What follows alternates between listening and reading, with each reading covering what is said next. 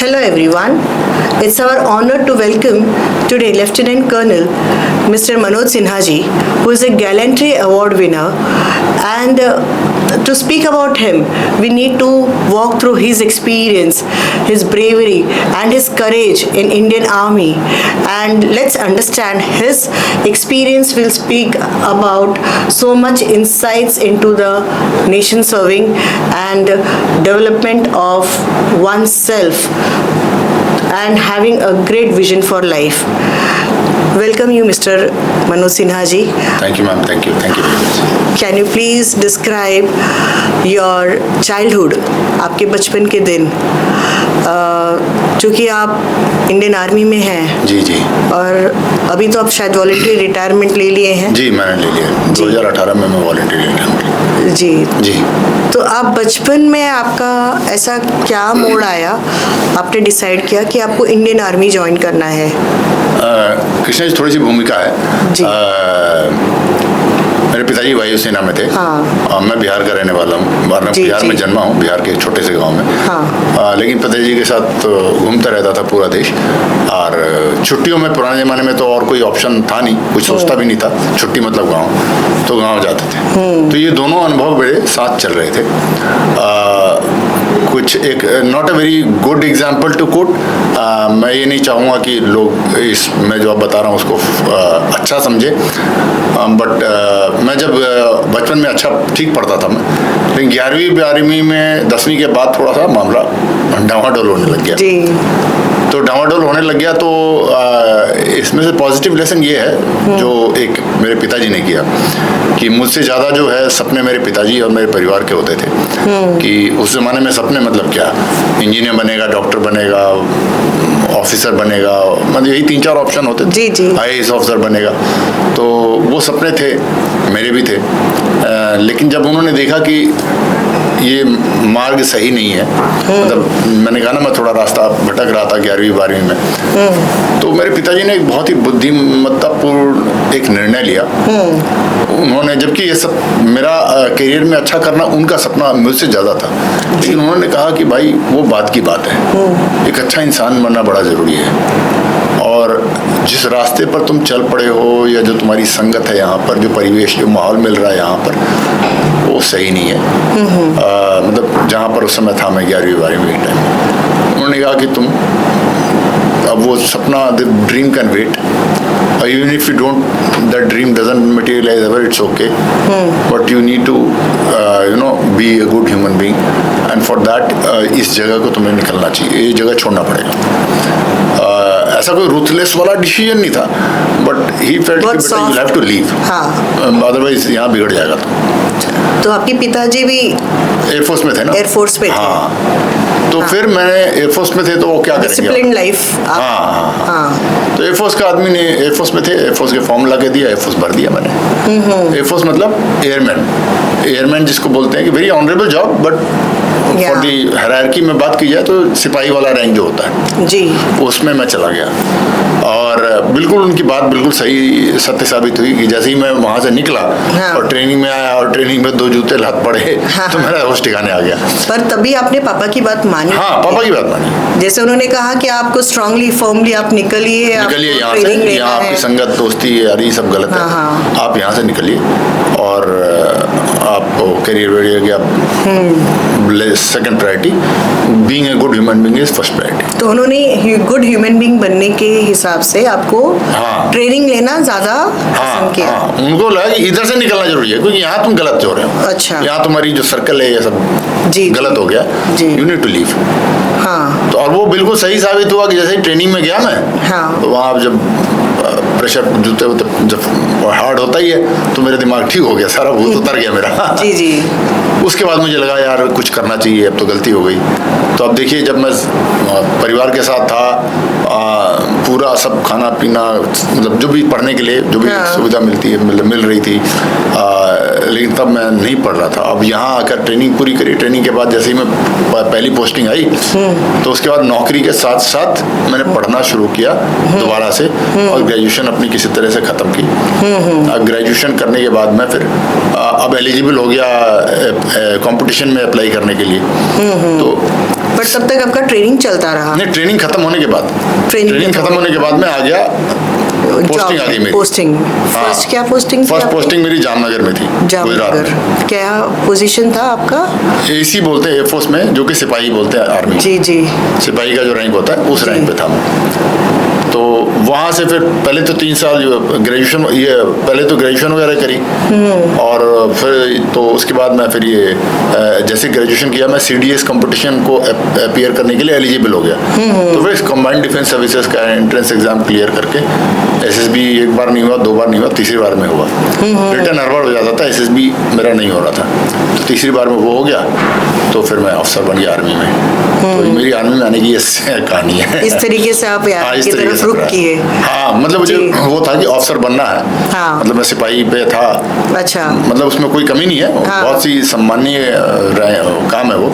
हाँ। बट मुझे लगा कि मैंने अपने परिवार हायर रैंक, परिवार की आकांक्षाओं अभिलाषाओं पर पूरा नहीं उतरा। I have let them down, so I thought I must live up to that expectation again, so that's how I joined the Indian army and became an officer. अच्छा, मतलब एक ऑनरेबल जॉब मिले और रेस्पेक्टफुली आप life जिए, उस हिसाब से। ऑनरेबल तो वो भी है, ऑनरेबल तो कृष्ण जी मैं मानता हूँ हर एक काम है। जी जी, हर एक काम है, but just that you know officer position, white collar job, इसी से जुड़ा मैं एक लेसन बताता हूँ। काम कोई छोटा नहीं है, कोई बड़ा नहीं है जी। जो सुन रहे हैं मुझे, खासकर युवा पीढ़ी जो सुन रहे हैं, आपकी जो आपके अंदर जो टैलेंट है जी, जो संभावनाएं हैं, you have to fulfil those, you have to do justice to do whatever you have. हाँ। उससे आप नीचे रह गए, then that is not successful. हाँ। अदरवाइज अगर आप इसी लायक हैं तो आप उस पर तक पहुंच जाइए, यू आर सक्सेसफुल। आप इस लायक हैं तो आपको वहां पहुंचना चाहिए। You are only a failure when you fail to realise your potential. अच्छा। Don't compare it with someone else. If someone has got this potential and if he is only here, then he is still a failure. आपका potential यहाँ है और आप उस पर अगर पहुंच गए तो आप सक्सेसफुल हैं, even though you are here and that guy is here. अच्छा, तो आपको अपना पोटेंशियल जो है वो पूरा करना चाहिए। तो मुझे लगा कि I have not done justice to my potential. Okay, तो let me fulfill the potential that, live up to the potential that I have जी, and that has been my mantra probably throughout my life. So most of the decision जो मैं life में ले रहा हूँ is just to live up to the potential that I have, because as humans हमारा क्या होता है, पोटेंशियल बढ़ता भी जाता है, क्योंकि हम युवा थे, फिर ज्ञान आता है, अनुभव आता है, हम कुछ पढ़ते हैं, कुछ सीखते हैं, जो भी है, we grow, we mature. So now that if you feel that you have grown, then again you will have to raise your bar and live up to that potential. If your potential, wherever the potential is, वहाँ तक आप रहें तो ठीक है। So इसी topic से मैं निकलता हुआ एक बताऊंगा, जो आता है उसी विषय से we will keep so that people can draw some lessons from this conversation. Is that you know इस पूरे ब्रह्मांड में जो भी चीज आती है, हर एक वस्तु का उसकी एक नियति होती है। छोटे से छोटा अणु हो या बड़े से बड़ा कोई ग्रह हो, सबकी एक नियति होती है, और उस नियति और उसका सामर्थ्य होता है। हाँ जी। उस सामर्थ्य के अनुरूप उसको चलना होता है जी। तो पूरे ब्रह्मांड में बैलेंस रहता है, हार्मनी रहती है। So the moon is trying to be just moon, it is not trying to be the sun. True, right. The sun is trying to be, sun is the sun and it's doing the role of a sun. If you go into a forest where man is not tampered with, so there is a small shrub of grass and there is a huge banyan tree. Correct. The banyan tree is being a banyan tree and the small shrub of grass is being a small shrub of grass. Yes. Both are equally fine, successful. They are doing justice to the destiny for which they came into existence. So similarly, man is also the same है. So moment he comes, he or she should do justice to the potential. That is it. Now, as I told you, the moon is also equally successful and the sun is also equally successful. The small shrub of grass is also successful and a huge banyan tree is also equally successful. There is not वो बड़ा है ये छोटा है, ऐसा नहीं होता। सही है। So mankind में भी we should not start comparing someone कि वो यहाँ है तो he is more successful, मैं यहाँ हूँ तो मैं less successful। नहीं, आपका जो नियति और सामर्थ्य है, आप उसके साथ न्याय करें, ये आपकी सफलता है जी। अगर आपकी सफलता, आपकी नियति वहीं तक है तो आप उसको फुल जस्टिस कीजिए, यू आर इक्वली सक्सेसफुल। अच्छा। और अगर आपकी नियति यहाँ तक की है तो आप उसको फुल जस्टिस कीजिए, only then you are successful. आप और ये हाँ, फर्क सिर्फ ये है बाकी वस्तुओं में और मनुष्य में कि एक घास का बीज या जो होता है या टमाटर का बीज है तो वो टमाटर का बीज ही बनेगा और कुछ बन नहीं सकता है जी, है ना। बरगद का पेड़ तो बरगद के पेड़ बनेगा। मनुष्य में एक सिर्फ फर्क ये है, ईश्वर ने दे दिया है कि हम अपना चेतन में विकास कर सकते हैं। तो कल मेरी संभावना यहाँ थी, आज मेरी चेंज हो सकती है, जी जी, बिकॉज आई कैन ग्रो। या The rest of the living things they can't do that. True. So a tomato plant will remain a tomato plant, however, whatever it may does. But we can grow.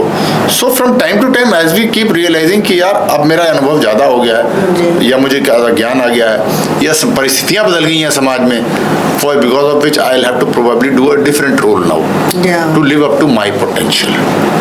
So that is what is success, and success will always be measured like something has gone wrong nowadays.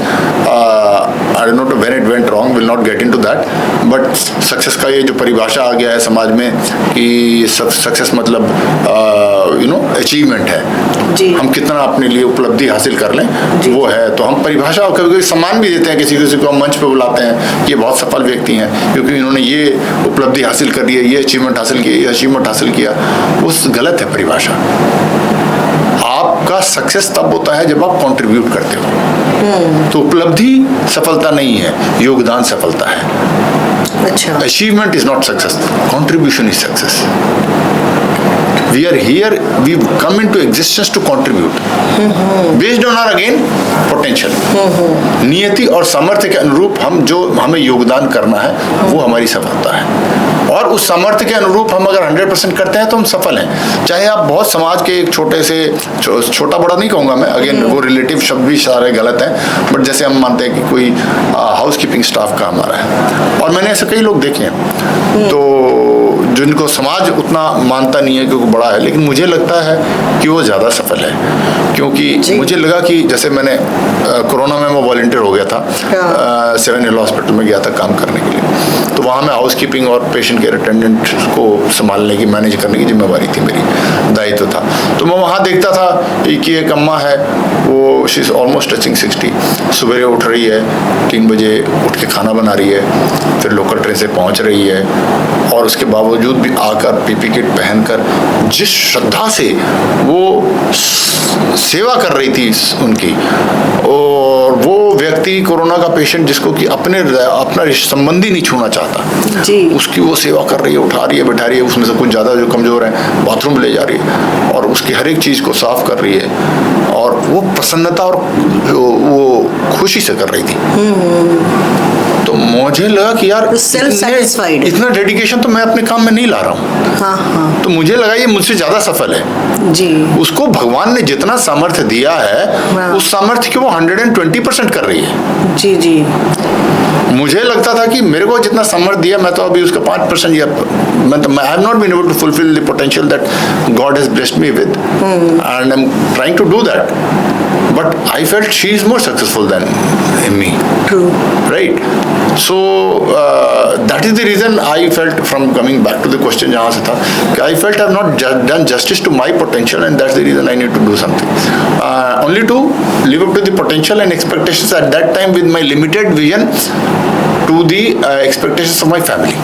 बस तो मेरी family आ रही तो अफसर बनना जैसे तो सब खुश हो गए, मैंने कहा ये हो गया, मतलब that is what it is. So that is how I came into the army. अब if you want me to move ahead तो मैं बताऊंगा उसके आगे। Ya yes please go ahead. We would like to get insights of your journey towards your gallantry awards. हाँ, but I will take you through the journey, not just for the sake of story telling, but whatever lessons we can bring out for the people. Ya right. And also like I would like to understand ये जो gallantry award है ये exactly क्या है, क्योंकि मैं समझी, but मैं चाहती हूँ कि आप हमारे व्यूअर्स को और डिटेल में समझाएं। गैलेंट्री अवार्ड्स है। We'll come to that. Yeah, we will come. We'll come to that. Yeah. So now, then I joined the army, and moment I joined at that time, got selected. I felt मैंने achieve कर लिया, क्योंकि मेरे जो limited vision था, limited सोच थी, जो भी मेरी सीमित सोच के हिसाब से परिवार था, बस परिवार देखा, मेरे परिवार के एक्सपेक्टेशन पे मैं पूरा उतर गया, हो गया। बट फॉर वन एक्सपेक्टेशन, वो बताऊंगा मैं बाद में, वो अभी बताता हूँ। That one expectation was my father always thought कि जब मैं छोटा था तो एयरफोर्स स्टेशन में रहते थे और गांव में जाते थे जब भी, बिहार उन दिनों का डार्क डेज, ना बिजली ना सड़क, लॉ एंड ऑर्डर भी बहुत खराब, चोरी डकैती चारों तरफ होती रहती थी, बात बात पे हिंसा होती थी। तो जब भी हम वहाँ पहुँचते थे तो मेरे पिताजी को लगता था कि और खेती बाड़ी सब हाथों से होती थी पहले। जी जी। उस अब तो ट्रैक्टर हो गया, पहले नहीं था ये सब कुछ, और सर पे ही बोझा उठाते थे। तो वो तो मेरे पिताजी को लगता था कि गांव के लड़कों के जितना मैं टफ नहीं हूँ। वो सही थे। तो और कभी कभी गांव में साहसी भी सारे लोग थे। मैंने कहा ना, अंधेरा, सब कुछ चारों तरफ, चोरी डकैती, लड़ाई झगड़ा, सब कुछ हो रहा है। रात को 50 कहानियां सुनने को मिलती थी, उस पेड़ पे भूत था, ये था, वो था, है ना। और टॉयलेट नहीं होता था, तो रात को भी अगर आपको नेचर्स कॉल के लिए जाना है तो आप अंधेरे में खेत में ही जाते थे, कम से कम नहीं तो आधा किलोमीटर तो जाते ही थे। तो वो सब उन्होंने देखा कि यार ये लड़का मेरा उतना साहस में उसके बराबर नहीं है। ये एक अपेक्षा उनकी जो थी, वो मुझे लगा कि बाकी तो जब मैं सेलेक्ट हो गया तो मुझे लगा कि मैंने बाकी अपेक्षाएं पूरी कर दी, लेकिन सब अंतःकरण में कहीं ना कहीं लगा कि यार वो वाली एक अपेक्षा थी पिताजी की कि यार मेरा बेटा ब्रेव होना, स्ट्रॉन्ग एंड ब्रेव। हाँ, एयरफोर्स स्टेशन में मैं ठीक था, एयरफोर्स के कैंटोनमेंट में, गांव के लोगों के उससे तुलना में थोड़ा कमजोर पड़ता था। अच्छा। तो खैर वो एक था। तो then I come to that letter, but I also now come कि मैं आर्मी में जब आया तो 3 धारणाएं मुख्यतः, वो जो बालक जिसने या वो युवक जो आर्मी में आया था, उसकी 3 धारणाएं मैं बताऊंगा आपको। और वो तीनों धारणाएं सेना ने कैसे मेरी बदली। सेना ने बदली नहीं, सेना के अनुभव ने मेरी बदली। अच्छा। तो पहली धारणा ये थी कि मुझे ऐसा लगता था कि मेरा देश जो है वो अनंत है। ज्योग्राफी पढ़ा था कि बाउंड्री है ऐसे, बट मैंने वास्तविकता में तो ट्रेनों में जाते थे, पिताजी बैंगलोर में पोस्टेड, छपरा जाना है, 3-4 ट्रेनें बदलनी है, और लंबी यात्रा कई दिनों की, 4-5 दिन, मुझे याद नहीं। और मुझे बड़ा आनंद आता था, मैं ट्रेन की खिड़की पे ही बैठा रहता था सीट, और मुझे देश देखता था मैं, खेत निकल रहे हैं, गाँव निकल रहे हैं, छोटे छोटे तालाब निकल रहे हैं, नदियाँ निकल रही हैं, और रात को अंधेरा है, बीच में एक आधा टिमटिमाता हुआ दिया दिखता है, छोटे छोटे बाजार वगैरह आ रहे हैं। मतलब वो एक्सपीरियंस आप शेयर कर रहे हैं जो एकदम सुंदर सा है। तो मुझे बड़ा अच्छा लगता था यार, कितना सुंदर देश है मेरा। और मैं खड़ा रहता था खिड़की पे बालक के रूप में। मैंने कहा खत्म ही नहीं होता देश तो यार, एंडलेस है यार, 4 दिन 5 दिन ट्रेन चली जा रही। Beautiful, my country is endless. That is one. तो मेरी पहली धारणा वो थी। दूसरी धारणा ये थी कि पिताजी वायुसेना में थे, ट्रांसफर होते रहता था, जहाँ भी जाते थे तो हर एयरफोर्स स्टेशन में मंदिर होता था, और हर मंदिर में किसी न किसी ईश्वर की प्रतिमा होती थी। तो वो कहीं पर मान लीजिए कि शंकर जी की प्रतिमा है, तो मुझे लगता था कि यहाँ शंकर जी का मंदिर है, तो मुझे लगता था कि यहाँ इस इलाके के इंचार्ज जो हैं वो शिव जी है। तो यहाँ पर अब जो मांगना है वो शिव जी से मांगना है। होता है ना भाई, यहाँ आए तो यहाँ पर कलेक्टर कौन है या MP कौन है, तो मुझे लगा यहाँ इनसे मांगना है। तो छोटी मोटी इच्छाएं जो बालक की होती है, भगवान टेस्ट पास करा देना है ना, वो सर। तो वो होता था। कहीं दूसरी जगह गए तो वहाँ दुर्गा माता का मंदिर है, मैंने कहा यहाँ माता इंचार्ज है भाई, तो मेरी प्रार्थना बदल गई, अब मैं माता पे आ गया। कहीं गया था बजरंगबली। तो ये मेरी आस्था बड़ी फ्लेक्सिबल थी, मतलब आई फेल्ट इसमें क्या है। सो ये मेरी दूसरी बात है। और तीसरी ये थी कि मैं बड़ा शांति प्रिय व्यक्ति था, आज भी हूँ। मैं चाहता था कि कॉन्फ्लिक्ट में अवॉइड करता हूँ नॉर्मल लाइफ में, कि आज भी शांति प्रिय व्यक्ति हूँ, जहाँ तक हो सकता है मैं कॉन्फ्लिक्ट अवॉइड करता हूँ। लेकिन जब भी मुझे लगता था कि ये लड़ाई होने वाली है, झगड़ा हो रहा है और ये अभी झगड़ा बढ़ेगा, तो मैं ट्राई करता था कि इसको रिजॉल्व करूं। सुनो यार मत करो, सुन भाई, ये वो बात करते थे। लेकिन अगर नहीं हो पाया, और कभी कभी मुझसे ही हो जाता था, स्कूल कॉलेज में तो बात हो गई तो मैं भाई सुन यार, सुन सुन सुन, तब तक हाथ उठ गया, अगले का उठ गया, तो देन फिर। बट मुझे जब भी लड़ाई हो जाती थी, परिणाम लड़ाई का चाहे जो भी हो, मुझे बड़ा दुख होता था कि यार मैं ना समझा नहीं पाया। I had a very firm belief, पूरा विश्वास था मुझे कि दुनिया में हर एक व्यक्ति को शांति से जीने के लिए मनाया जा सकता है। जी।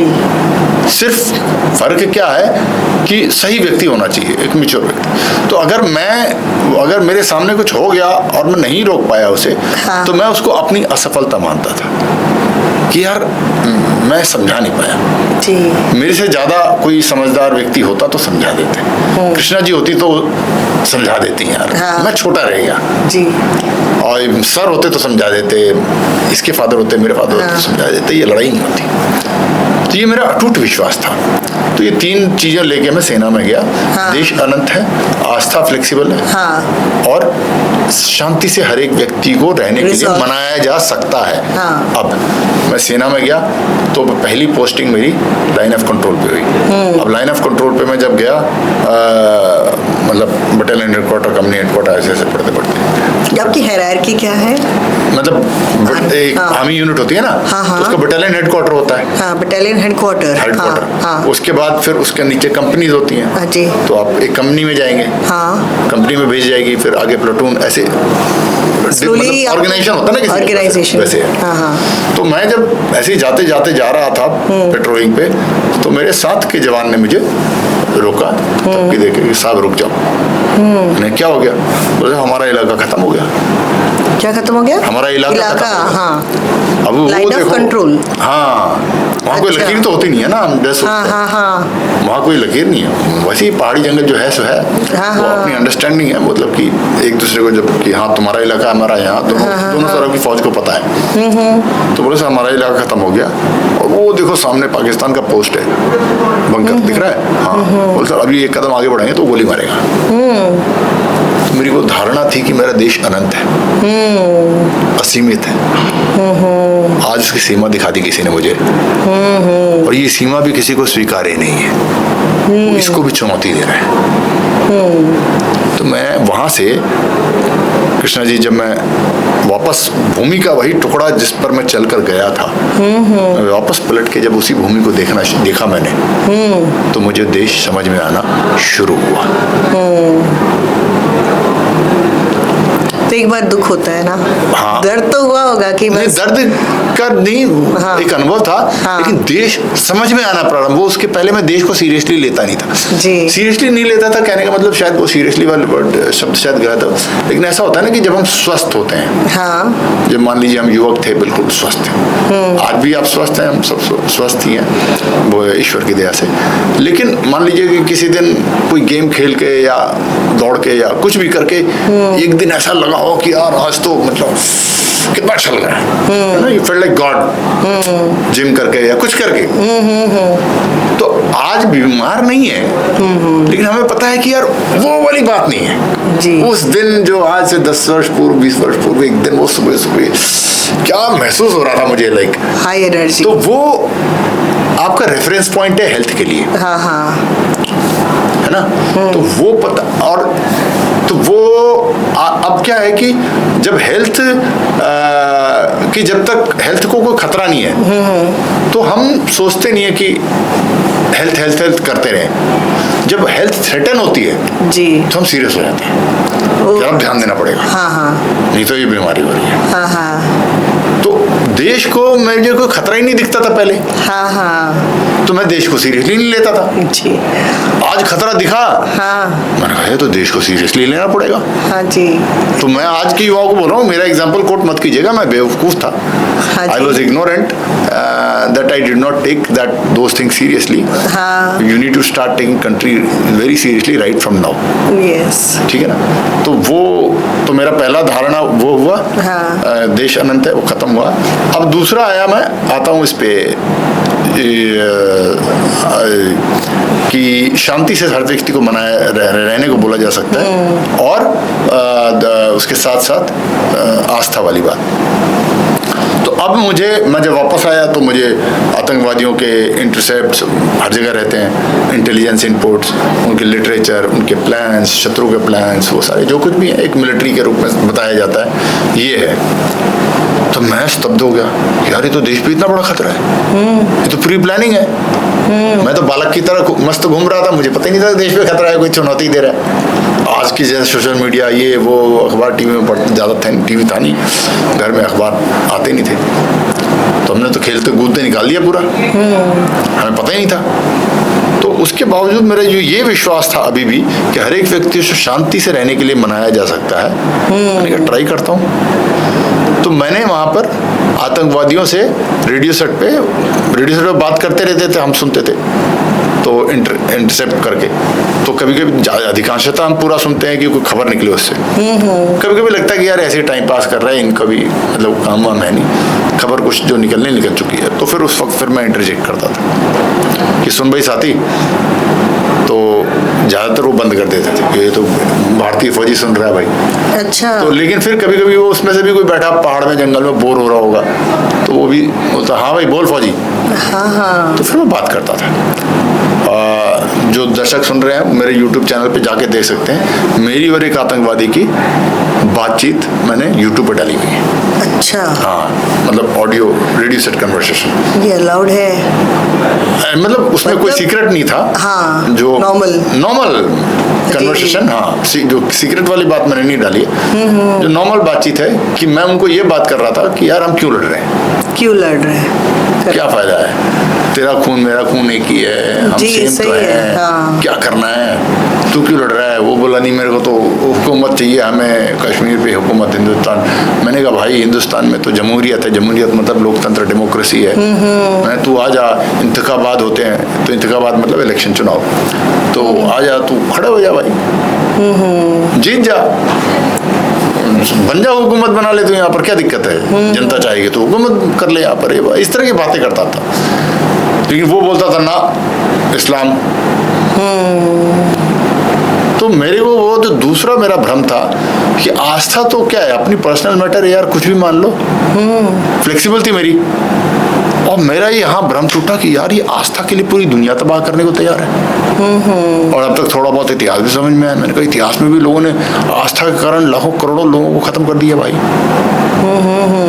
और मैं सोच रहा था what is the big deal यार, about faith is your personal affair यार, इसमें what is the big deal. तो मेरा ये दूसरा भ्रम यहाँ टूटा। और तीसरा भ्रम कि हर एक व्यक्ति को शांति से रहने के लिए समझाया जा सकता है। कई दिनों तक बात करते करते करते मुझे अचानक लगने लगा कि यार इस व्यक्ति को कोई नहीं समझा सकता, और अब मैं छोटा नहीं हूँ, इसको समझा ही नहीं सकता कोई। क्योंकि साक्षात बुद्ध आ जाए, नानक आ जाए, वो भी नहीं समझा पाएंगे भाई। तब मुझे ध्यान में आया कि यार मैं क्या सोच रहा हूँ। भगवान कृष्ण दुर्योधन को नहीं समझा पाए, भगवान राम ने भी दूत भेजे खूब अंगद को, हनुमान जी को, कि जाकर रावण को समझाओ, नहीं समझा पाए। विभीषण ने भी खूब ट्राई किया रावण को समझाने का, नहीं समझा पाए। तो मैंने कहा मैं क्या प्रयास कर रहा हूँ कि यार मैं ही समझा दूंगा पूरी दुनिया को। मैंने कहा बेटा ये यार there always people who know, इतिहास में भी ऐसे लोग रहे हैं जिनको कोई नहीं समझा पाया, और आज भी ये वैसे ही लोग हैं जिनको कोई नहीं समझा सकता। तो दैट मीन्स और इसका फिर एक ही मार्ग रहता है कि लड़ो। तो पहले जो मैं युद्ध लड़ाई झगड़े को मैं सोचता था गलत है, अब मुझे उसकी सार्थकता दिखने लगी। You have to fight. तो फिर मैं वो युद्ध करना, फिर वो खूब, उसके बाद मैं हृदय से खूब लड़ना चाहता था। हाँ। और भोले बाबा ने अवसर भी खूब दिया जी। तो खूब मारा जितना मार सकते थे। हाँ। ये होता चला गया। और एक टेनवर था मेरा, फर्स्ट टेनवर, ये ख़त्म हुआ। फिर वापस आया मैं, फिर 2-3 टेनवर करने के बाद फिर कश्मीर में गया मैं, तो थोड़ा और मैच्योर हो गया था तब तक।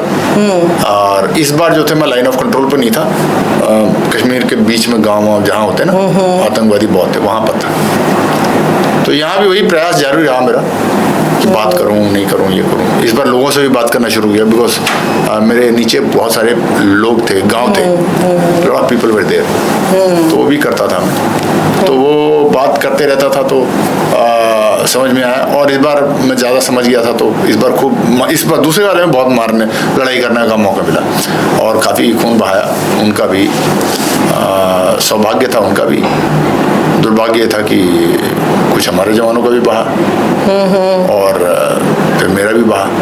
तो ये है कृष्णा जी कहानी। और इसी में अब सेना की एक प्रोसीजर है कि जब उनको लगता है कि कोई बहादुरी का काम कर रहा है, तो वो रिकमेंडेशन भेजते हैं गैलेंट्री अवार्ड के लिए। हाँ। वो हर एक लेवल पे अप्रूव होता है, तो वो अप्रूव होता है तो ऊपर से फिर वो आता है। तो मेरा 3 अलग अलग ऑपरेशनों में 6 आतंकवादी मारने के लिए मेरे को गैलेंट्री अवार्ड के लिए नाम दिया, भेजा गया। और ईश्वर की कृपा से जो भी आया, मैं अनुग्रहित हूँ सेना का कि वो मुझे मिला। और तो वो मेरी गैलेंट्री अवार्ड की कहानी है जी। ये है। लेकिन सबसे बड़ा अवार्ड जो है ना सेना में, जो मैं मानता हूँ, most biggest moment of satisfaction was when you could look into the eyes of a dying terrorist. मरते हुए आतंकवादी की आंखों में देखने का जो सौभाग्य था, उससे बड़ा कोई अवार्ड नहीं है। अच्छा। हाँ।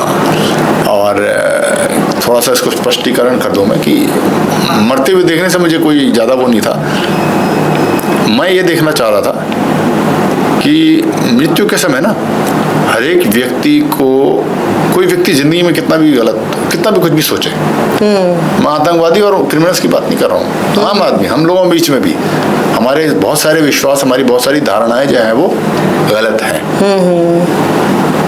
जिद रहती है, नहीं आई बिलीव इन दिस, चल रहे हैं।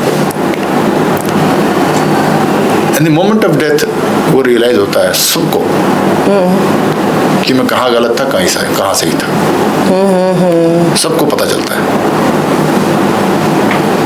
आजकल जैसे एक चल रहा है सो कॉल्ड कंट्रोवर्सी ना, औरंगजेब वाली छावा मूवी के बाद, औरंगजेब सही था गलत था, कई मुझसे बात कर रहा था। मैंने कहा औरंगजेब खुद अपने लास्ट मोमेंट में उसको समझ में आ गया था मैंने गलत किया, वो लिख के गया कि मैंने गलत किया। तो किसी को इतना थोड़ा सा पहले समझ में आ जाता है, मे बी 1 साल पहले, 1.5 साल पहले, कुछ महीने पहले, कुछ दिन पहले कोई उसको अभिव्यक्त कर देता है जैसे औरंगजेब ने की, कोई नहीं करता है। बट लास्ट मोमेंट तक तो सबको समझ में आता ही आता है जी। तो मैं वो इसलिए बोल रहा हूँ कि उस आतंकवादी की आंखों में देखना चाहता था, क्योंकि मैं उसकी आंखों में पश्चाताप देखता था। पूरी जिंदगी वो नहीं माना, उसी को मैं कितना समझा रहा था रेडियो सेट पे कि भाई मत लड़, क्या फायदा है, नहीं माना ना। उस समय मैं देखता था कि उसके अंदर पश्चाताप है, और मैं उसको मरते हुए नहीं देखना चाहता था। मैं देखना चाहता था उस धारणा को मरते हुए, वो धारणा जो उसने जिद पाल रखी थी कि मैं अपनी आस्था जो है उसकी पूरी दुनिया पे उसको थोपना चाहता हूँ। वो जिद पाल रखी थी कि मैं भारत को आहत पहुंचा दूंगा, वो जिद उसकी, भारत की संस्कृति को मैं आहत कर दूंगा, तोड़ दूंगा, खत्म कर दूंगा। वो सारी की सारी धारणाएं उसकी खंडित होते हुए मैं उसकी आंखों में देखता था, उसके जीवन के आखिरी पलों में। और ये मैं सबको बताता हूँ, सबको समझ में आएगा। पर वो भी कोई एक उनके ऊपर भी उनके पावर है, पावर ऑफ अथॉरिटी है, वो तो उनको फॉलो कर रहे होंगे ना। वो सारी अथॉरिटी जीवन तक रहती है ना। तो मोमेंट ऑफ डेथ वो खत्म हो जाती है। मोमेंट ऑफ डेथ तो फिर वो ऊपर वाला कंट्रोल में लेता ही है जी। वो if this is the moment of death, तो किसी का यहाँ से शुरू हो जाता है, किसी का यहाँ से, किसी का यहाँ से, किसी का यहाँ से, किसी यहाँ से, but before you touch that last moment of your death, वो रियलाइजेशन आएगा ही आएगा। whatever you had believed, whatever wrong we believe we have, वो realize हो जाएगा कि that was wrong. So आपने बहुत high level of spiritual attainment पाया in army. हाँ, because the army that I went through this. Yeah, I have seen your video, YouTube, the U-turn. इस पे आपने अपना डिस्क्रिप्शन दिया कि किस तरीके से आपको गोली लगी है और आप डेथ तक पहुंच के exactly. बस डेथ हो भी गई थी ऑलमोस्ट, एंड शायद आपका स्पिरिचुअल अटेनमेंट इतना ज्यादा हाई है, भगवान ने आपको वापस एक नई जिंदगी की शुरुआत करने का पूरा मौका दिया, या उन्होंने एक ब्लेसिंग जो भी।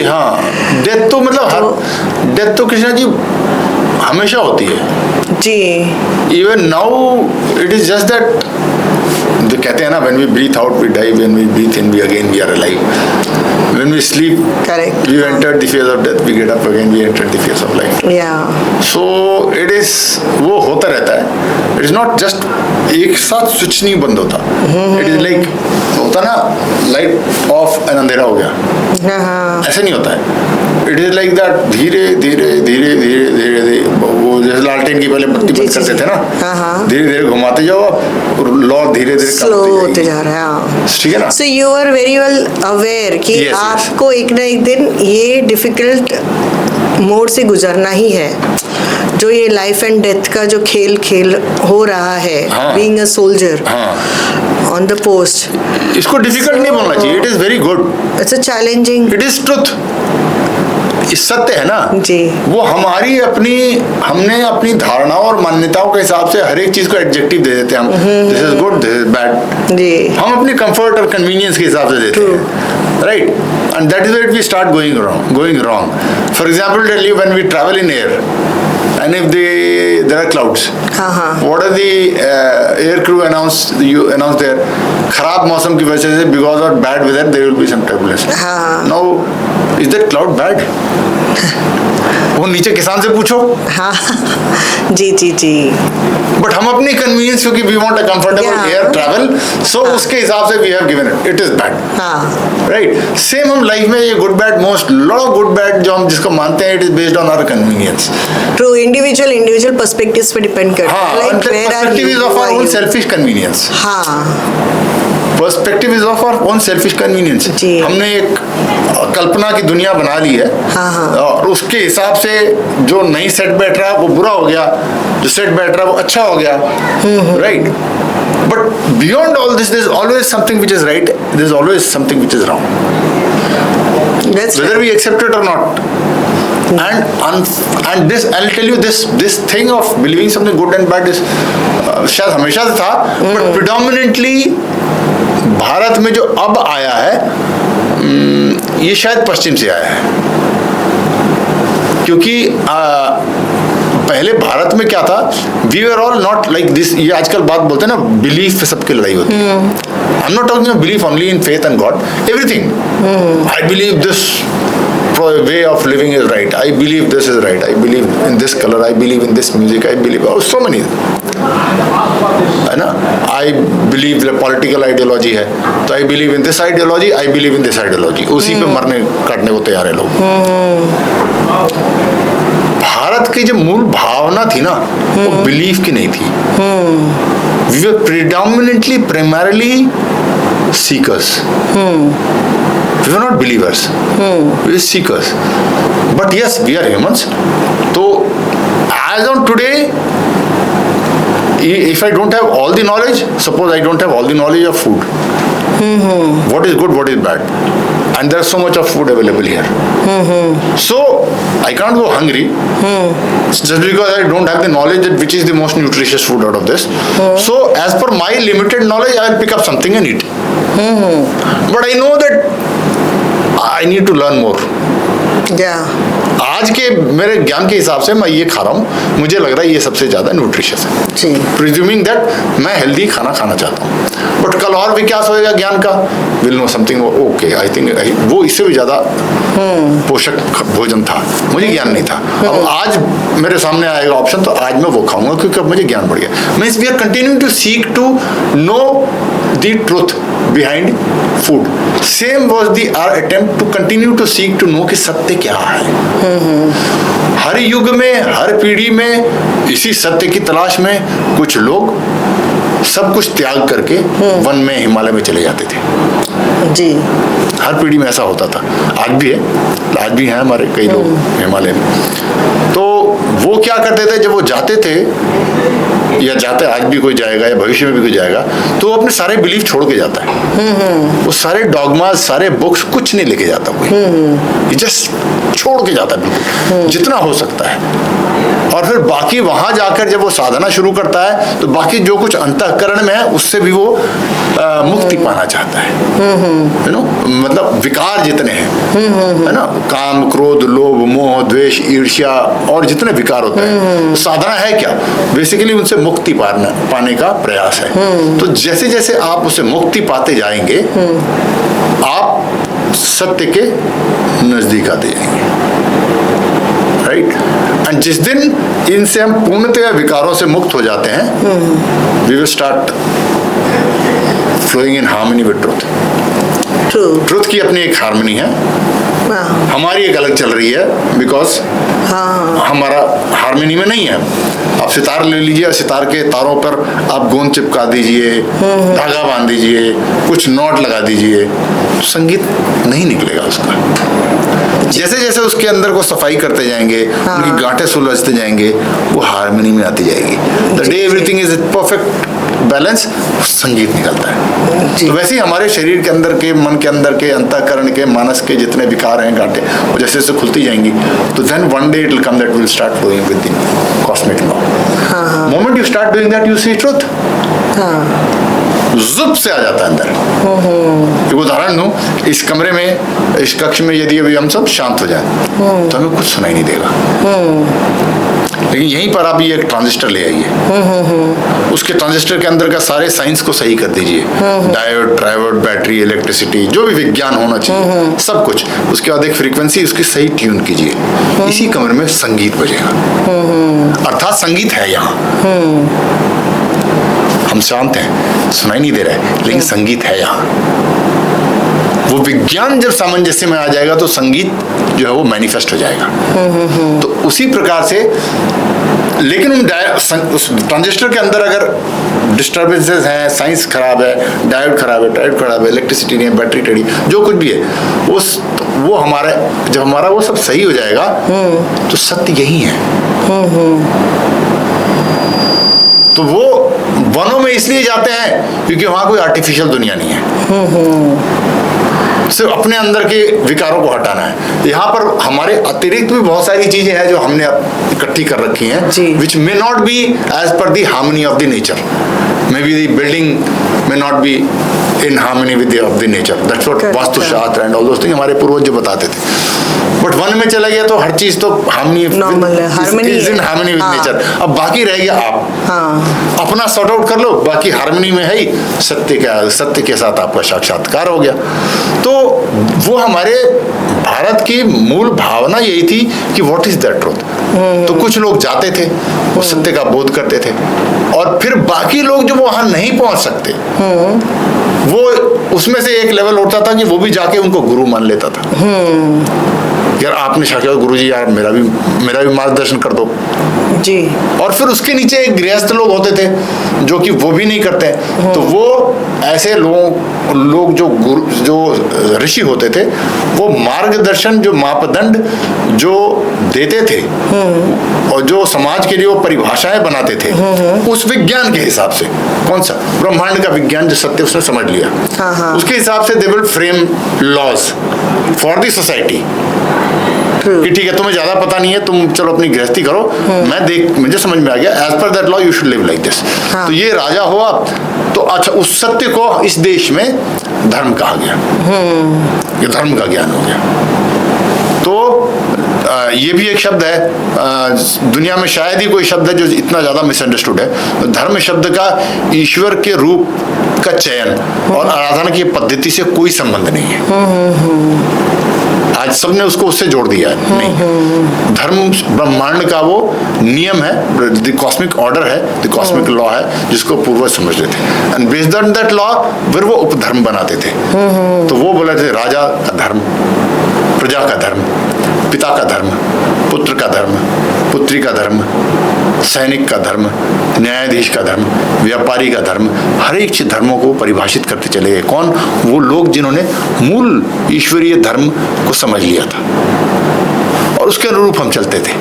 तो ये हमारा नियम था। So we are always trying to seek what is that ultimate truth, and it is always a work in progression. Except for a few masters, 99.99 people, and वो मास्टर भी पहुंच के टिक नहीं सकता। You'll have to continue. It's just like हमने आज कितना भी रगड़ के नहाए हो, we'll have again tomorrow we'll have to, because if we do not, फिर dirt आएगा. So even that master will have to continue to keep in that state of sadhana, so that he continues to remain pure, to remain in alignment with that cosmic law. तो it was always seekers. ये believers वाला जो thing आ गया है हमारे अंदर, वो गलत है. So we will have to have some belief. As per our belief we will choose. जैसे मैंने बताया ना, मैं अपने ज्ञान के हिसाब से वो भोजन उठाऊंगा आज की सीमित बुद्धि, लेकिन मैं जानता हूँ मुझे और ज्ञान चाहिए, और ज्ञान चाहिए, और ज्ञान. तो we need to continue to. ये हमारे तो वो आज जो समाज में आ गया है ना कि ये सही है वो गलत है धारणा है, और टिके हुए उस पर ना. बस दुर्भाग्य मुझे इससे नहीं होता, मुझे इस बात पे कोई रोष नहीं है कि कोई व्यक्ति गलत धारणा मान रहा है. इस पे है कि वो इसको फाइनल मानता है, अब इससे आगे बढ़ना ही नहीं चाहता.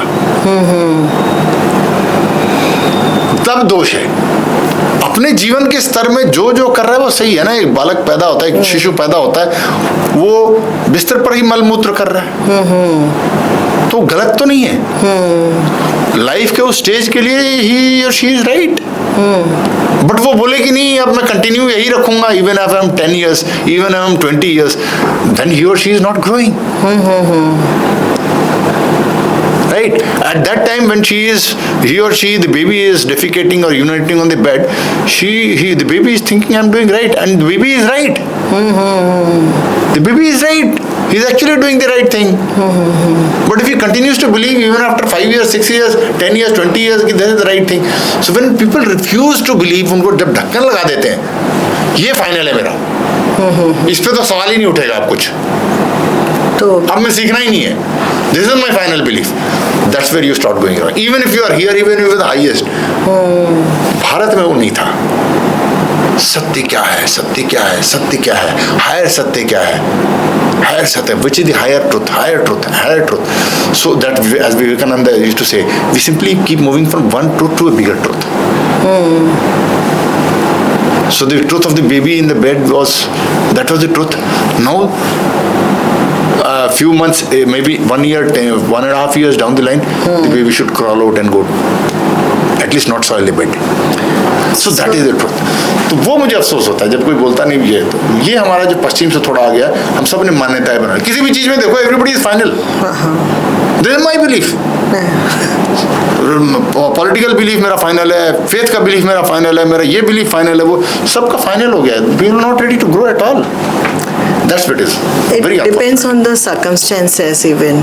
मतलब किस माहौल में आप हैं, किस तरीके से आप हैं. हाँ. तो ठीक है, let's go back to our army life, जहाँ पे आपको गोली लगी और आपने वो अपने आप को उस तरीके से अपने आप को विलिंगली, अपने स्ट्रांगली अपने आप को सरवाइव किया till the moment you got the help, medical help, external help. I'll tell you again. हाँ, वो मैंने देखा है वीडियो. आपको आपने जिस तरीके से एक्सप्लेन किया वो मैं समझी. थोड़ा सा आपने जो बोला, हाँ, it is not that I wanted to die, it is not that I wanted to live. हाँ, ये गोली लग गई है मुझे, ये सत्य है. हाँ, इस क्षण का सत्य है जी.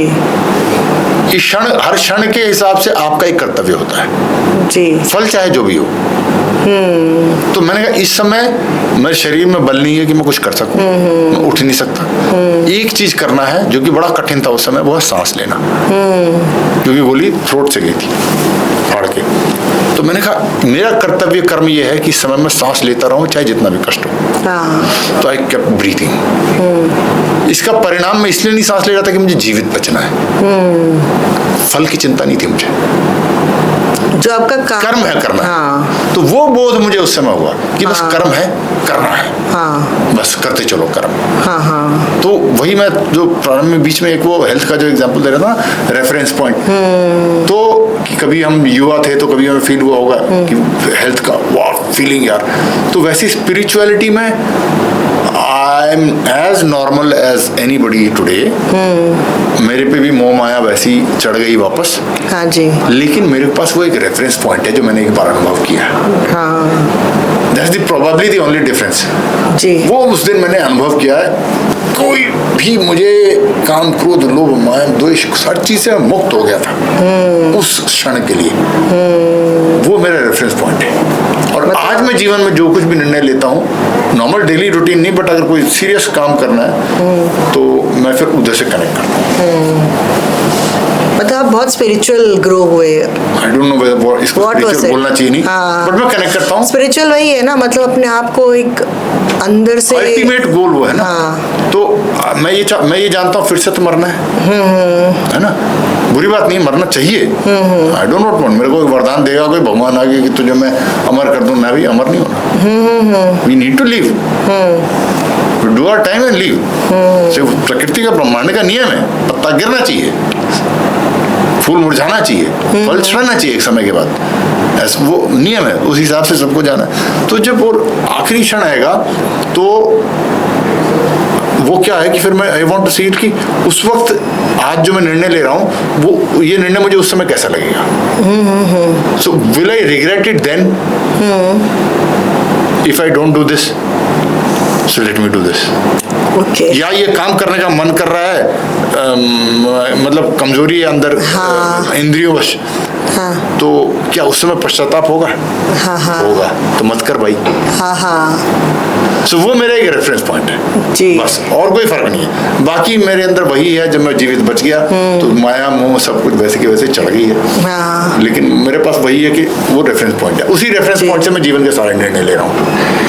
तो सर आप एक बात और बताइए, लास्ट ज़्यादा आपने बहुत 1-1.5 घंटे बात किए हैं, and I really would like to take a lot from your advices. One of the advice what would be your advice for the girls especially who are aspiring to join military and serve the nation? Like आज लड़कियां बहुत enthusiast हैं, आज बहुत strong हैं और वो चाहती है कि हम भारत को कहीं ना कहीं अपने हिसाब से सर्व करें। तो what is your opinion? Okay, इसको थोड़ा सा मैं पहले एक वो बताता हूँ मैं कि why what is our purpose. I will come to this question, but before that हमारा लाइफ का purpose is here to come and be part of the whole. अकेले हमारा कोई अस्तित्व नहीं है।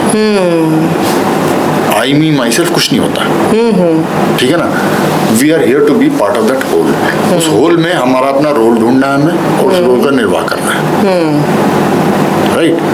Nothing exist like this is an engineering college and science students हैं यहाँ पर। So if you have to make an equipment, so if you manufacture equipment or engineers manufacture equipment, will they put anything in that equipment which is not needed? कि यार ये चीज मुझे बड़ी पसंद है यार, ये बहुत अच्छा लगता है, इसको भी लगा दो इस माइक में यहाँ पर। अरे इसकी जरूरत ही नहीं, क्यों लगा दो? तो ब्रह्मांड में आपको आपका योगदान है तभी आप हो, otherwise we shouldn't have one. क्यों यहाँ डालेगा भगवान यहाँ पर? तो आपने उस लार्जर होल को पहले जस्टिफाई करना है। That is the first purpose. Now coming back to defence, it is not your ambition और your aspirations which is important. How can you contribute now in this organisation? You are here to contribute, and specially when it comes to the military, it is very simple. When there is a battle, there are no prizes there are no second runners up in battle. You win or you perish.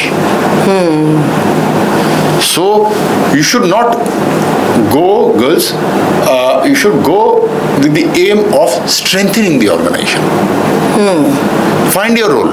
Don't get in that ego, मुझे वो नहीं। हाँ। मैं यहाँ पर कौन सा काम करूँगी Define जो your कि role, हाँ। मैं इसको मजबूत कर पाऊँ संगठन को। जी। Because especially in a battle, हाँ। the hills, the forest, the terrain, they do not discriminate genders. True, that's right. हाँ। वो तो ऐसा तो है नहीं कि पहाड़ यार ये तो यार महिला आ रही है तो लेट मी थोड़ा सा मैं झुक जाता हूँ।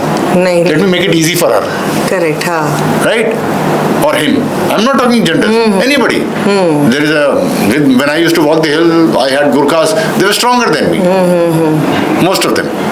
I admit. तो ऐसा नहीं था पहाड़ यार वो ठीक है गुरखा के लिए थोड़ा लंबा हो जाता हूँ और जो दूसरा आ रहा है तो उसके लिए थोड़ा छोटा हो जाता हूँ, नहीं होगा ना. There is a stronger man, let me be higher. There is not that so strong man. No, that's So right. he will remain the same. The enemy, they will also remain the same. यार ये तो बंदा थोड़ा सा यार lady है, let me fire, not fire bigger bullet. वो छोट इसके लिए नहीं, अगर my chance, So- not for that particular. Yes. Fine. So you find that role. So your firstly, what is your qualification? You're a communication expert, you're a logistics expert, and I'm also not telling you will not go on there. You combat. If there is a Maharani Lakshmi Bai who can pick up that same sword which the men were picking up, ride the same horse which the men were riding, Got it. or in fact she was stronger than the men at that time. पीछे बालक भी बंधा हुआ है. Right. So if you can, please go ahead. I'm not getting into that gender wala usme. I understand. Suppose PV Sindhu happens to live in my town, in my society, and there's a badminton team. She should be the captain of even the men's team. She is better than me. Got it. So she should lead me. If there's a badminton game, I am ready to submit to her. She's stronger than me. इसमें कोई gender की बात नहीं है. Let the best player play. So military is a battle की बात है. Let the best people occupy the best places which is suiting you. So this if you are Maharani Lakshmi Bai, please go head, you be the para commando special forces. Fantastic, कोई doubt नहीं उसमें. But otherwise originally speaking भगवान ने आपको जो सामर्थ्य दिया है, यू कैन उसके हिसाब से कम्युनिकेशन है, आपका एजुकेशन ब्रांच है, लीगल ब्रांचेस हैं, लॉजिस्टिक ब्रांचेस हैं, आप जाएं करें. And do not get into this gender competition there, because competition हमारा जेंडर का नहीं, कंपटीशन वहाँ शत्रु से है. कंपटीशन उस पहाड़ से है, कंपटीशन उस जंगल से है, कंपटीशन उस हार्श वेदर से है. जी.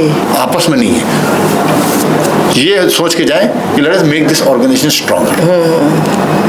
ये भाव लेके आप जाइए सेना में, आर्मी में, नेवी में, एयरफोर्स में, and be strength of that organization. True. Never become the weakness of the organization. Got it. You see, we'll have to accept it, na? Like for example, I'll tell you, Saurav Kalia was kidnapped. And he was the way he was treated in Kargil, you know. So we all know, काट दिया, आंखें निकाल दी. It's all very painful. But suppose उसी की जगह पर कोई lady अफसर हो जाती तो it would have been even more painful, ना? True. So अब आप कमजोरी ना जाए कि लोगों को चिंता होने लग जाए कि मुझे लड़ाई जीतना तो है, बट कहीं ये भावना आ जाए आपकी टीम में कि यार इनको बचाना ज्यादा जरूरी है. इसकी वजह से मैं शायद जो 4 कदम या 1 किलोमीटर में आगे बढ़ना चाहता हूँ उसमें हिचक ना आ जाए, because she is with me. क्योंकि मैं कहीं यार ये शत्रु के हाथ में पड़ गई तो ओके नहीं यार ज्यादा आगे नहीं जाता. I can't risk this. Correct correct. Because ये बहुत बड़ा ह्यूमिलेशन हो जाएगा. सो आप कमजोरी मत बनिए, शक्ति बनिए जहां जहां है, और आप बहुत ज्यादा शक्तिशाली कर सकती हैं, बहुत सामर्थ्य बढ़ा सकती हैं आप. There are places, not only army, in the entire society there are places. आप I would when I was sick, I would not like never, मतलब मेरे पास वो इंजेक्शन देने जब भी वो आता था, फौज का मेल हम आता था, मैं बोला यार तू उनको भेज मैडम को, नर्स को. I would always love to be treated by her, and that जो उनके अंदर जो ममता वाला हाथ में रहता है, पुरुष में नहीं रहता. So there are places, education में आप हैं, especially nursery school. Can you just imagine a nursery school जिसमें lady teacher ना हो? True. You just can't imagine. मतलब एक भी नहीं चाहिए भाई मुझे तो. जी. वो कोमल भाव से छोटे बच्चों को संभालना वो नारी के अलावा नहीं कर सकता. कोई नहीं कर सकता. So you see where you can contribute. Get into the military, be their strength, and facilitate them. You can, so do that part. Choose whatever it is. Go through that role and make the military strong. That's what it is. It was great talking to you. It was an amazing journey with you, and it was so much spiritual. Thank you. So much we dived into so many ups and downs of the Yes, yes. army, and I really liked the way, the bravery you forecasted, and the way your leadership. I think amazing, and I really wanted to interview person who is actually, he has conquered death. Death, the Conquer नहीं fear of death. Conquer नहीं बोलूंगा मैं। जी। Death को कोई conquer नहीं कर सकता। अच्छा। बस वो ऐसे- मुझे ये डेथ ने बोला बेटा जा, वो एक चांस और देता हूँ। हाँ। अब मेरा कोई अहंकार नहीं है, मृत्यु के सामने कोई कॉन्कर नहीं कर सकता। जी। पहली बात कॉन्कर हम तब करते हैं when we get into a conflict। जी। दो लोग लड़ेंगे तो एक कॉन्कर करेगा। हाँ, हाँ। डेथ के साथ मेरा कोई कॉन्फ्लिक्ट है ही नहीं। हाँ, हाँ। किसी का नहीं होना चाहिए। सत्य है, सत्य से कॉन्फ्लिक्ट होना ही नहीं चाहिए। हाँ, हाँ। And death is a great friend of mine. After that Yeah. After that, death has been a great friend of mine whenever I am in pain. अभी जैसे मैंने लास्ट 2-3 साल पहले मैं थोड़ा बीमार पड़ा था, I was a deep pain and you know मुझे लग रहा था कि death is right next to me. मेरे को बोल रहा है चिंता मत कर, कोई तेरे को इस मुक्ति से नहीं दिला पाएगा ना, इस पीड़ा से मैं दिला दूंगा तेरे को। तो death is a great friend of mine. I got no conflict with him. A great friend of mine, because it's true. So how should I conclude? Whatever it is, but just I'm telling you. Yeah, I got it. So I really Death I have experienced it, Yeah. and it is nothing. कोई गलत नहीं है. The experience It is of not- life. Life and death are same. Yeah. दोनों equally important है. If there is no Yeah. death, there is no life. Yeah. Right? So- आप ये शरीर छोड़ेंगे नहीं तो नया जन्म कैसे लेंगे? जी। And if you ask me, थोड़ा सा one more thing. If you ask me, अगर मैं थोड़ा सा selfish होकर सोचूं ना, selfish होकर. हाँ हाँ। वैसे मैंने कहा ना कंट्रीब्यूट करना चाहिए, that's the aim of existence, but उसको छोड़ देता हूँ। स्वार्थ सोचता हूँ मैं, अपना एंजॉयमेंट, अपना जॉय।